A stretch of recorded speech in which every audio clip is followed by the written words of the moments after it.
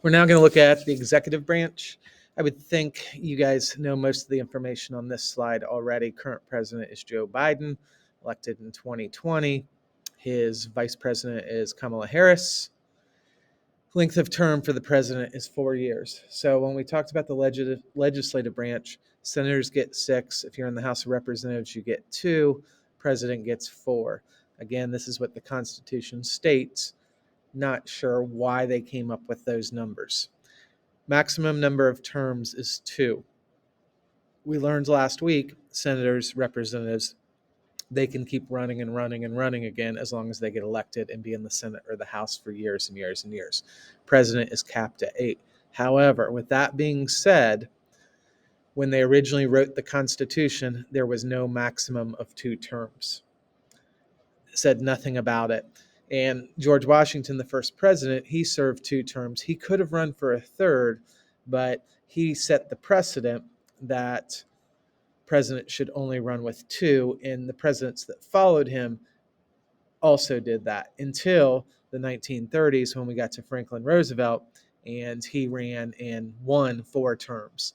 Later, they added an amendment, a change to the Constitution that caps it at 2.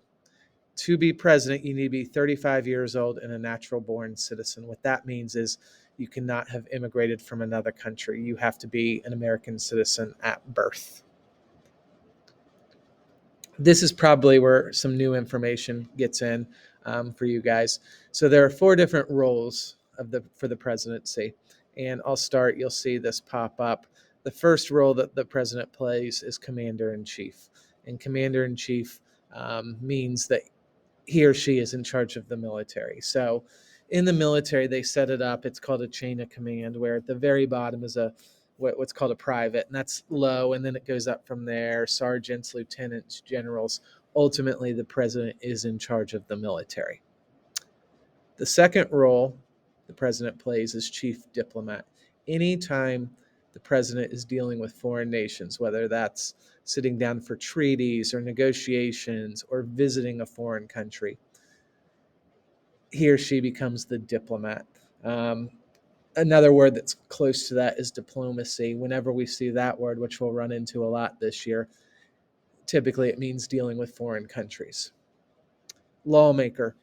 As we learned in our cartoon that you made, most laws start in the Senate and the House, and if they approve it, it goes on to the president. From there, the president can either sign the bill, and if they sign the bill, then it becomes law, or the president can veto bills. So a lot to do with lawmaking. The final role of the president is to appoint judges and other officials.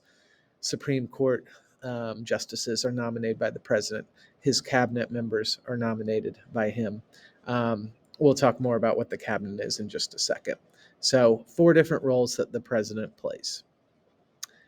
Final thing is the cabinet, and this is from the textbook. It says the framers expected the executive branch would need departments to help carry out the duties. In other words, the president's job, the executive branch, isn't just the president and the vice president. They get a lot of different help because there's a lot of different roles and jobs and things out there. So what the president does, and this started with George Washington, he formed what was called a cabinet. And a cabinet is a group of advisors who give their help and advice within specific areas.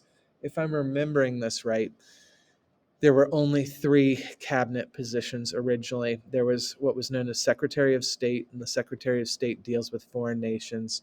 There was Secretary of War, which dealt with military, and the Secretary of the Treasury, which deals with finances and money and the economy and all of that. Today, as our world changed, they added different positions. I think there's about 14 or 15 of them now. The president does get to choose them, and what the president does is he picks people who are hopefully experts in those areas, and they head these departments. And these departments are huge today. For instance, the Secretary of State, it's not just the Secretary of State. The Secretary of State has thousands of people working beneath them, and their job is to deal with foreign nations. Same with justice, education, etc.